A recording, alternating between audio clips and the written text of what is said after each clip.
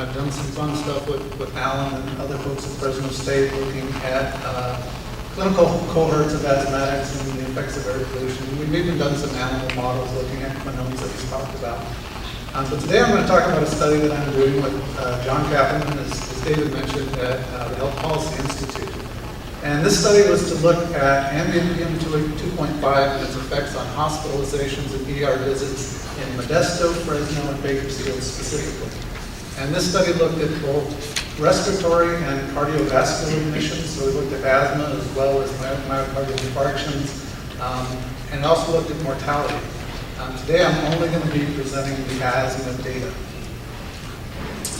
So the study objectives are pretty simple, and I think my talk is going to be pretty simple compared to most of the previous talks. I think you guys can hang in there. We wanted to compare the effects of PM2.5 at similar concentrations in our 3 cities. And we wanted to see if there are differences, and we hypothesized that there might be.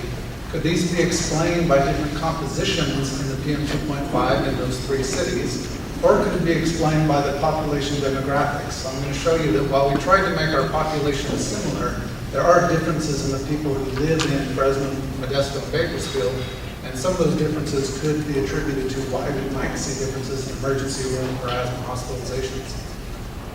And then lastly, we want to try to determine or calculate as best we can the total impact of the PM2.5, elevated PM2.5 on asthma hospitalizations and ER visits in each city independently.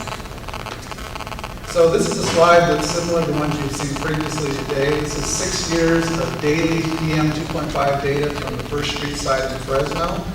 And you can see that there are trends, wintertime it increases, summertime it decreases. The black bar there is the National Air Quality Standard, 35 micrograms.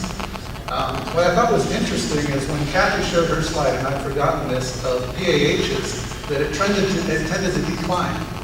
And we don't see that when we look at total mass of PM2.5. And I think that's maybe another indication that mass may not be the best measure for health effects. And we may have to look at things a little more complicated, like some of the species that are in the PM2.5.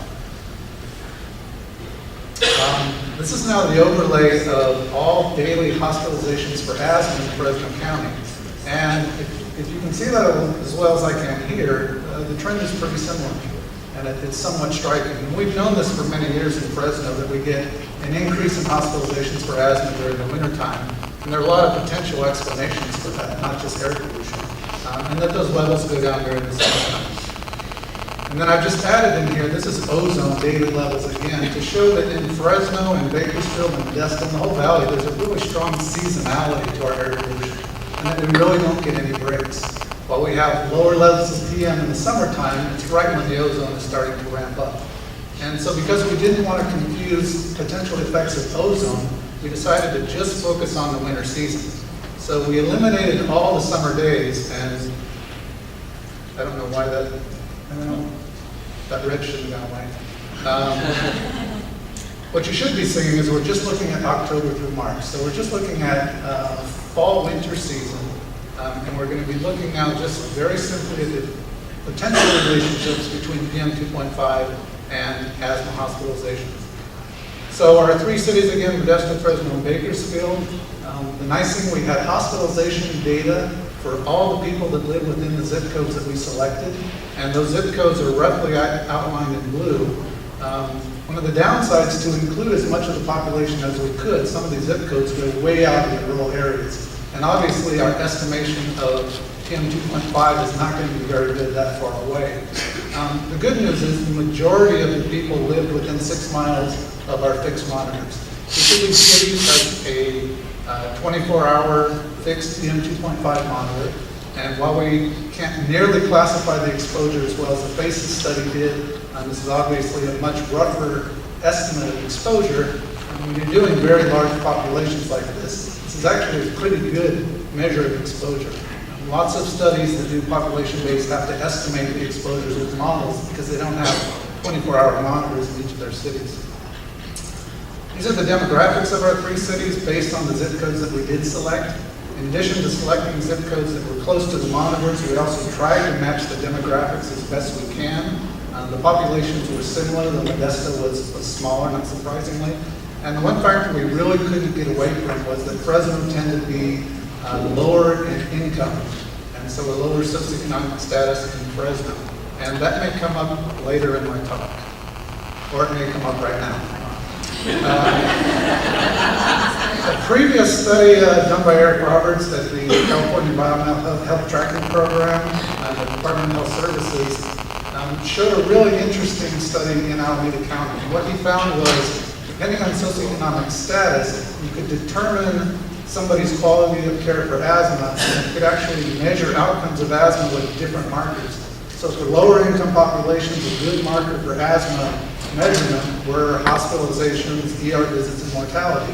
But if you went to more affluent communities and you looked at people with asthma, you didn't see them in the ER or you didn't see them in the hospitals. What you saw was they were purchasing maintenance medications, they were going to outpatient visits, and so there really is a difference related to socioeconomics when you talk about hospitalizations or ER visits for asthma. And we have to keep that in mind as we do our study here. Very simply, to sort of think about the timeline of when a person exposed to PM2.5 and when they might actually show up at the ER or the hospital. And the first course is going to be their symptoms. And this may take a little bit of time, and you've heard a little bit about the biology of this. And then again, depending how someone manages their symptoms, it may be very quickly that they decide to go to the ER, or they may try to self-medicate and manage themselves for a day or 2 days. Eventually, if they can't control their symptoms, they're going to go to the ER, and about 1 out of every 10 that go to the ER will end up being hospitalized. And so when we look at this from an epidemiological standpoint, we have to consider that from the time of exposure, the ER event or the hospital event may occur on the same day, but it's also very likely that there may be a 1-day lag. And so we may have to look at what happens the day after a high PM event.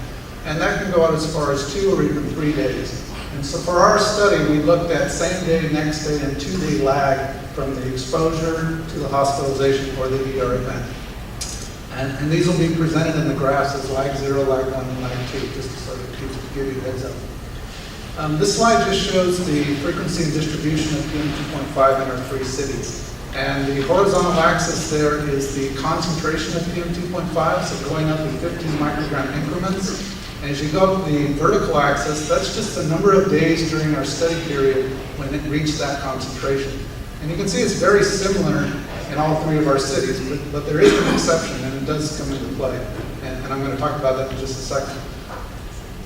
For studies like this, one way to sort of analyze it is to break down your exposure to your ranges. So instead of looking at specific concentrations, we look at the exposure ranges.